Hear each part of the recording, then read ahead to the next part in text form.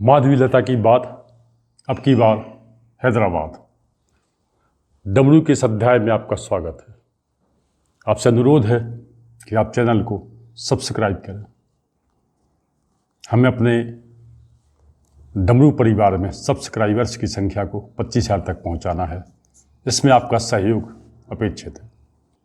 Bharatiya Janata party एक election machine है। Party हर समय इलेक्शन मोड में रहती है। पार्टी के शीर्ष नेतृत्व की हर गतिविधि में इलेक्शन के लिए कोई ना कोई संदेश होता है।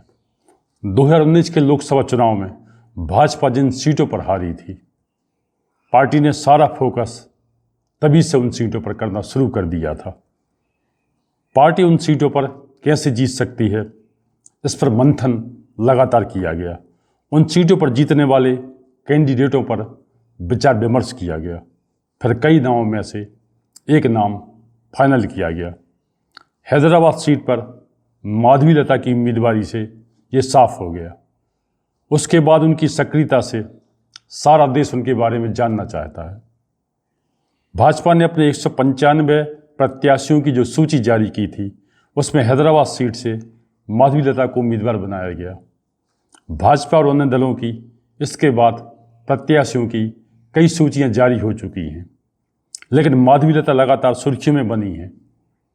पद्म पुरस्कारों को लेकर मोदी और उनकी टीम की तारीफें होती रही हैं, क्योंकि उनमें कई नाम ऐसे आ जाते हैं जिनको लेकर लोग अनजान रहते हैं। माधवी लता को इससे पहले हैदराबाद के अतिरिक्त कोई नहीं जानता था। माधवी लता बहुमुखी प्रतिभा की धनी है। माधवी ब्रंची अस्पताल की चेयरपर्सन हैं, सोशल मीडिया पर एक्टिव रहती हैं, एनसीसी कैंडिडेट हैं, भरतनाट्यम डांसर हैं। वो 3 तलाक के खिलाफ अपना अभियान चलाने के लिए जानी जाती हैं। हैदराबाद में सामाजिक कार्यों में सक्रिय रहती हैं। ट्रस्टों और अन्य संस्थानों के माध्यम से वो शिक्षा और स्वास्थ्य के क्षेत्र में काम करती हैं। वो लोपामुद्रा चैरिटेबल ट्रस्ट और लता माँ विश्वनाथ फाउंडेशन की ट्रस्टी हैं। उन्होंने बेसहारा मुस्लिम महिलाओं के लिए कई कार्य किए हैं। अवसर पर गा भी लेती हैं। उनकी भाषण कला अद्भुत है। वो बिना जात पात धर्म देखे सेवा करती हैं। अपने भाषण कौशल से वो सारे देश का ध्यान अपनी ओर खींचने में कामयाब हैं। हैदराबाद लोकसभा सीट को AIMIM का गढ़ कहा जाता है। यहाँ 1984 से इस पार्टी का कब्जा है। असुद्दीन ओवैसी के पिता सुल्तान सलाहुद्दीन 20 वर्षों से यहाँ सांसद रहे। 2004 से यहाँ असुद्दीन ओवैसी सांसद हैं। दिलचस्प ये है कि उनका भी ये 20वां साल है। माधवी लता ने यहीं से अपनी दावेदारी की है। लोग उनकी हिम्मत की दाद दे रहे हैं। एक तरह से उन्होंने शेर की मान में हाथ डाला है। इस सीट पर लगभग 60% मुस्लिम हैं और 40% हिंदू और अन्य जातियाँ। यहाँ से माधवी की उम्मीदवारी ने कई मिथकों को तोड़ा है। कई रहस्यों की परतें खुल रही हैं। असुद्दीन और उनकी पार्टी को भाजपा की बी टीम कहा जाता था। अब ये ठप्पा उतरने जा रहा है। कांग्रेस पार्टी ने यहाँ से अपना उम्मीदवार नहीं उतारा है, जबकि अनुमान है कि पार्टी के पास इस सीट पर कई अच्छे उम्मीदवार रहे। कांग्रेस पार्टी और असुद्दीन में एक तरीके से समझौता हो गया।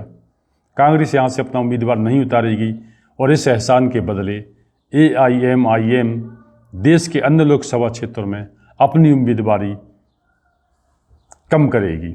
जाहिर है AIMIM इस बार इंडिया अलायंस के साथ है। दरअसल कांग्रेस किसी भी सूरत में अपने इस रुख पर कायम है कि वो किसी भी तरह से बीजेपी को जीतने से रोकना चाहती है। इन सबकी वजह माधवी की उम्मीदवारी है। माधवी ने अपने आक्रामक प्रचार से क्षेत्र में शुरुआती बढ़त बनाई हुई है। माधवी मुस्लिम बस्तियों में भी अन्य बस्तियों की तरह धुआंधार प्रचार कर रही है। वो सबको साथ लेकर चलने की बात कहती हैं।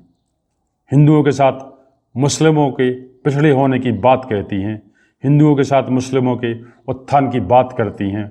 भाजपा को जानने समझने वालों के लिए ये एक बहुत बड़े आश्चर्य से कम नहीं है। वो सब धर्मों को मानने की बात कर रही हैं। माधवी मतदाताओं में नई आशाएं, नई उम्मीदें जगा रही हैं। वो अपने सामाजिक कार्यों के द्वारा ज़रूरतमंदों को समान रूप से मदद पहुंचाती रही है, इसलिए उन पर शक भी नहीं किया जा सकता। इन सब के बावजूद भाजपा का ये सीट जीतना एक बहुत बड़ी चुनौती है। यहाँ जीत के लिए एम फैक्टर प्रभावी है। एम से महिला, एम से मुसलमान और एम से मंदिर। माधवी हालांकि महिलाओं में समान रूप से लोकप्रिय हैं। वो अपने समर्थकों के साथ नारा लगा रही हैं, अब की बार हैदराबाद। इसे हैदराबाद की अस्मिता से जोड़ने की कोशिश के रूप में देखा जा रहा है। माधवी की तारीफ नरेंद्र मोदी भी कर चुके हैं। माधवी के आक्रामक प्रचार से असदुद्दीन अपने ही क्षेत्र में घिर गए। इस बार उन्हें अपने खिलाफ जबरदस्त फाइट देखने को मिली। इसके पहले असदुद्दीन देश में कहीं भी जाते थे, जो भी बोलते थे, उन सब का केंद्र हैदराबाद ही होता था। हैदराबाद के मुस्लिम मतदाता होते थे। इस रहस्य से पर्दा उठ गया। लोगों को लग रहा है हमेशा भड़काने बिगाड़ने की राजनीति करने वाले असदुद्दीन बचाव की मुद्रा में आ गए हैं। असदुद्दीन को माधवी की काट नहीं सूझ रही थी। रामनवमी पर उन्हें ये अवसर मिल गया। रामनवमी के जुलूस में माधवी ने तीर चलाने का अभिनय किया। असदुद्दीन ने मस्जिद की दिशा में तीर चलाने का आरोप लगा दिया। असदुद्दीन की जान में जान आ गई। माधवी ने ओरिजिनल वीडियो में छेड़छाड़ का आरोप लगाया। उन्होंने ओरिजिनल वीडियो भी दिखाया। माधवी ने अपने साथ राम रहीम के साथ होने का दावा किया। असदुद्दीन ने अपने प्रचार में एक हथकंडा और अपनाया। उन्होंने प्रचार के दौरान मीट शॉप की दुकान पर जाकर दुकान के बोर्ड पर निगाह डाली। कहा जा रहा है कि वहाँ गाय का चित्र लगा था और उन्होंने मीट शॉप जिंदाबाद और काटते रहो का नारा लगाते हुए आगे बढ़ गए। असदुद्दीन को एक तरीके से अपने प्रचार के लिए जो नैरेटिव गढ़ना थे वो उन्हें मिल गए। इलाके में सबसे ज़्यादा उन्हीं की कौम के मतदाता हैं और जो डर अपनी कौम के लोगों को वो देना चाहते थे, बताना चाहते थे, वो नैरेटिव उनको सेट करने का मिल गया। इसके बाद भी माधवी 1.5 लाख वोटों से जीतने का दावा कर रही हैं। हैदराबाद की गलियों में एक चर्चे और हैं। दरअसल माधवी ने और कांग्रेस नेताओं ने वोटर लिस्ट में बोगस वोटर होने का आरोप लगाया था। खबर है चुनाव आयोग ने ऐसे 5,41,201 वोटरों के नाम वोटर लिस्ट से हटाए हैं, जो या तो मृत हैं या वहां से बाहर निवास करने लगे हैं या उनका एक से ज़्यादा जगहों पर नाम था। इससे क्षेत्र में बम्पर वोटिंग होने की उम्मीद की जा रही है। 13 मई को मतदान के दिन इसकी बानगी देखने मिल सकती है। हैदराबाद सीट पर भाजपा मुकाबले में है। विश्लेषक इसे ही बहुत बड़ी बात मान के चल रहे हैं। उनके अनुसार बीजेपी कई तरह से चुनाव जीतने की कोशिश करती है। कई प्रत्याशियों को टिकट इसलिए दी जाती है कि उनके चुनाव क्षेत्र से दूसरे क्षेत्रों में बीजेपी का माहौल बनता है। बीजेपी अपनी हर सीट पर आखिरी दम तक लड़ने का मादा रखती है। एक बड़ा खेला यहाँ टीआरएस ने खेला है। 2019 के चुनाव में पार्टी ने यहाँ से असदुद्दीन के खिलाफ कोई प्रत्याशी नहीं उतारा था। इस बार गद्दाम श्रीनिवास यादव को पार्टी ने प्रत्याशी बना दिया है। हैदराबाद की ही एक विधानसभा सीट घोषमहल से विधायक टी राजा ने कहा है, यदि हैदराबाद लोकसभा क्षेत्रों में धांधली पर रोक लग गई तो भाजपा के जीतने की संभावनाएं हो सकती हैं। इन सब चुनौतियों के बाद भी माधवी अभी तो उत्साह से लबरेज हैं।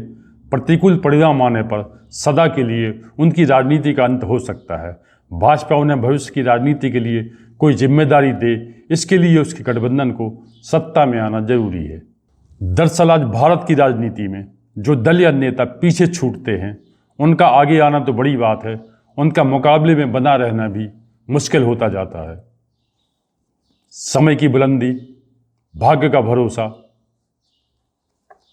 मतदाताओं का विश्वास तय करेगा कि AIM के असदुद्दीन ओवैसी जीत की पतंग उड़ाएंगे या भाजपा की माधवी लता विजय का पुष्प खिलाएंगे।